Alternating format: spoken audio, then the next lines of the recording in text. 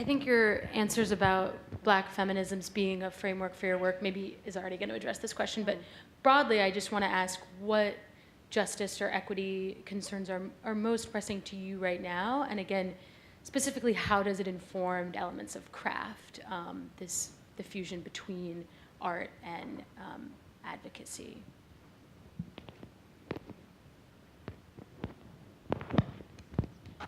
Okay, I could just go because I actually have a mic. I'm one of those listen, but I'm on a panel. I think it's interesting to be an artist as a viewer and highlighting certain stories, but also be very much on the ground. And sometimes they intersect, and sometimes they are, feel a little separate in my world. And so I feel like right now, I run this program, and I teach young girls to be artist activists in their community. And a couple projects that we're working on. One is recentering the Me Too movement to center Black girls in the movement. And we were working on that prior to Surviving R. Kelly. And so when Surviving R. Kelly happened, it allowed us, and I worked on the film itself and also gave access as a healer to some of the survivors. And so it's kind of what I think we're grappling right now is making sure why we have this moment to keep the center on Black girls, to keep the center about talking about sexual violence in our community, and also how do we create all the R. Kellys out there. So the idea is R. Kelly is this one figure, but the idea of how R. Kelly was able to get away with 25 years of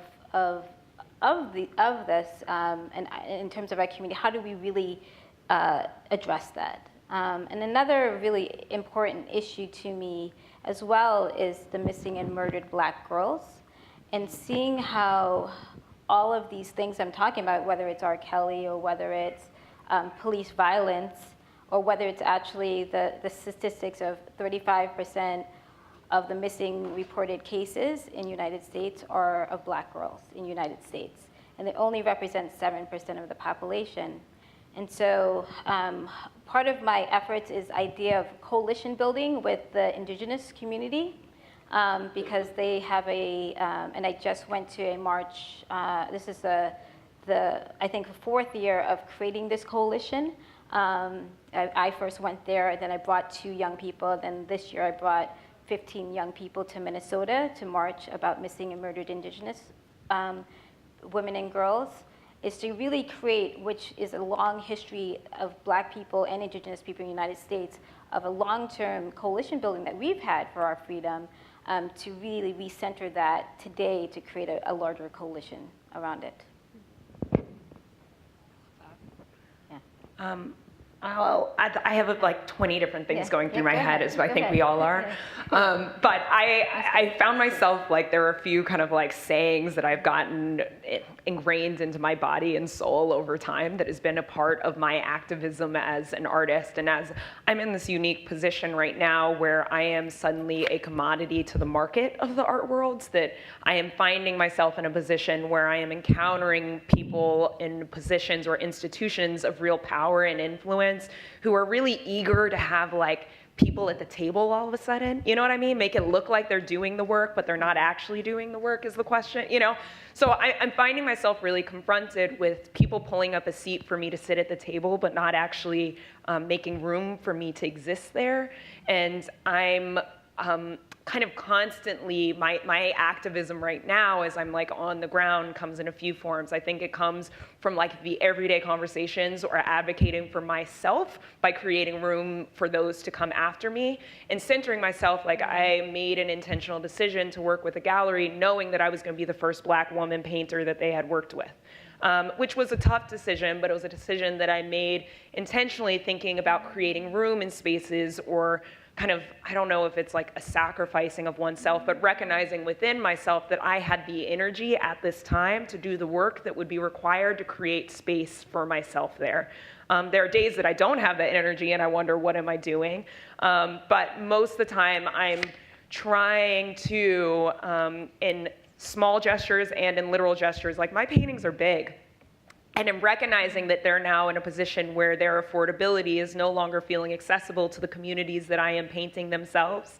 What does it mean for a collector to have to make room for my painting? Like, you have to move other things around to like literally make the black and brown bodies that I represent activate on that wall, and they're gonna be looking at you because their engagement for all my subjects, like one of the things that I'm asking is that they are looking back at me, and thus looking back at everybody who's going to encounter them from there on forward, that they are engaged in a part of whatever space that they go in, recognizing that there's a lack of control that I'm gonna have to some degree.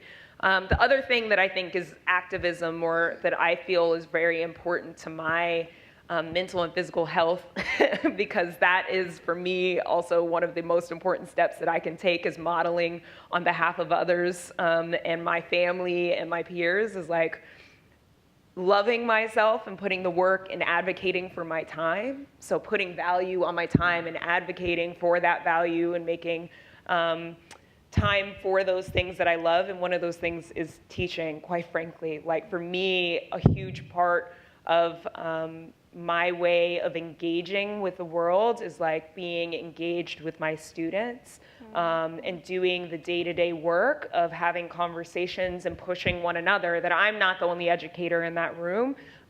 Most of the time, I feel like I'm the one learning at the end of every day something new about myself or about the world or about my students.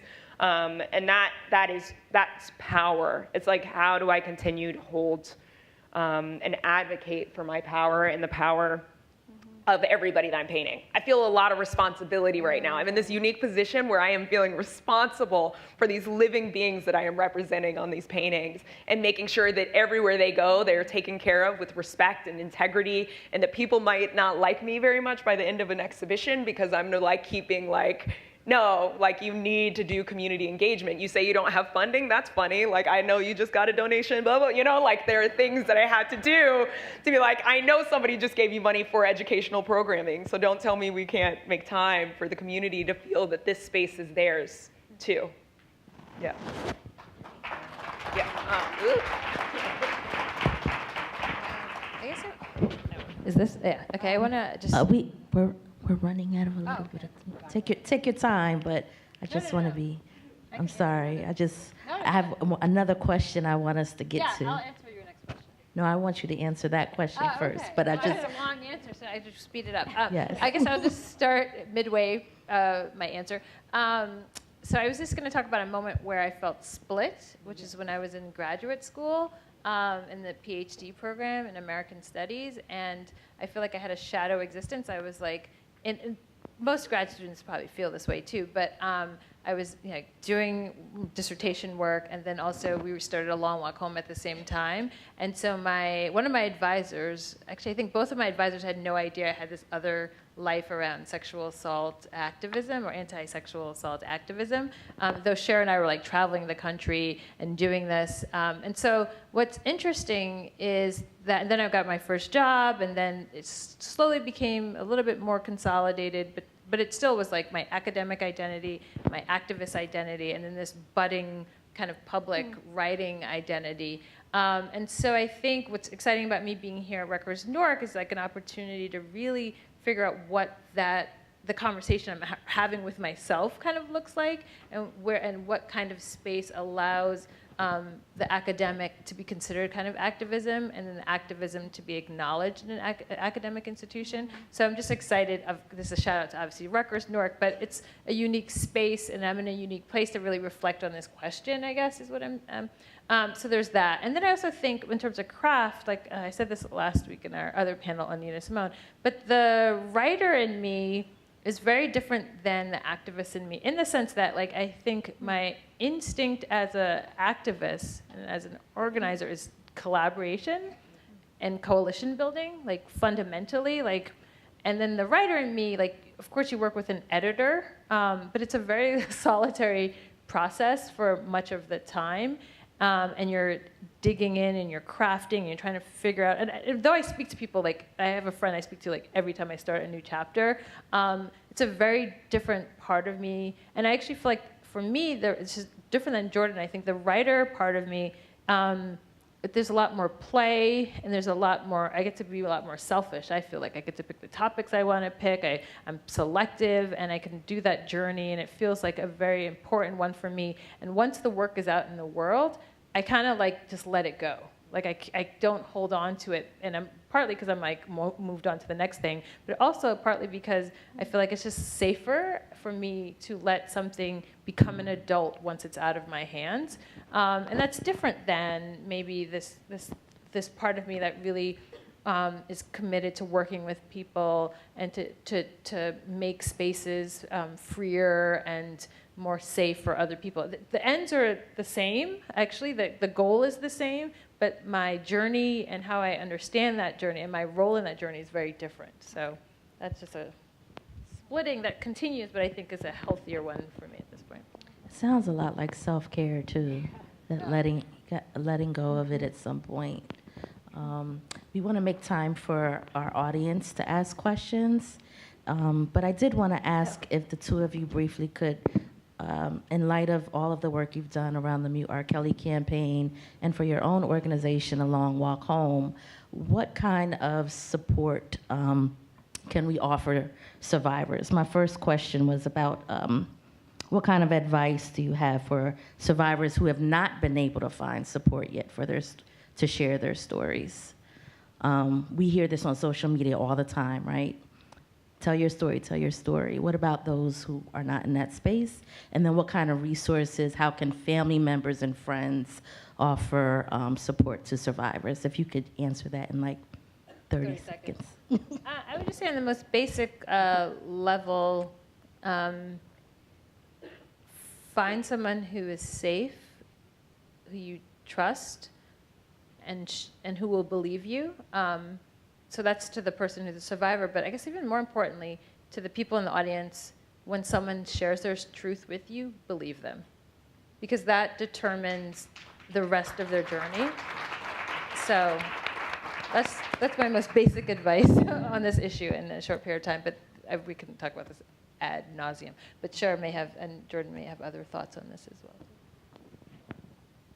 Yeah, I think as someone who is a significant other, as a sister I was, or am, and an ally, is to be patient, follow the lead of whatever that survivor wants, right? So, and I mean, I think also to add what Salamishah says when someone tells you the story, knowing that I worked 12 years at a rape crisis center as an art therapist, knowing that other than the sexual assault itself, when someone tells you that story and that person doesn't believe you, right, whoever that is, or how that person takes that story, is really sometimes as hard as the sexual assault itself. So there's a certain holding that you're doing when someone does disclose to you. It's so important to kind of hold and care for that in such a way that story then becomes maybe years and years of therapeutic stories for that person.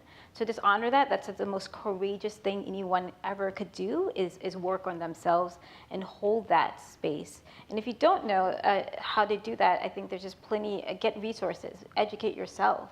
And what you said about self-care, as a significant other, I had to do my own therapy and to do all this work that I do around these issues, self-care, therapy, traditional forms of therapy, art, has been my beauty because I could see beauty.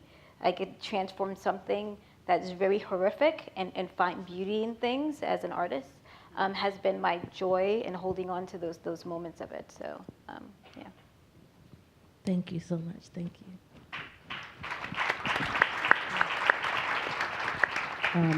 So we are going to try to do this in as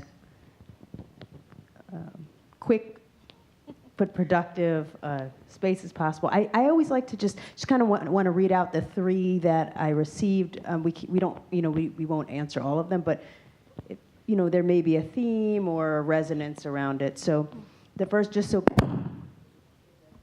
It's off? Oh, there it is. Okay. Get the audience voices here. But one question for Salamishah was, how long have you had a passion for writing? For Jordan, What inspires your art pieces? And for Scheherazade, what inspired you to get into the art of photography? The next one to the panel, how did you manage to stay focused while advocating for others and flying with your feet on the ground? And then the final one is, how does the concept of artivism include women with disabilities?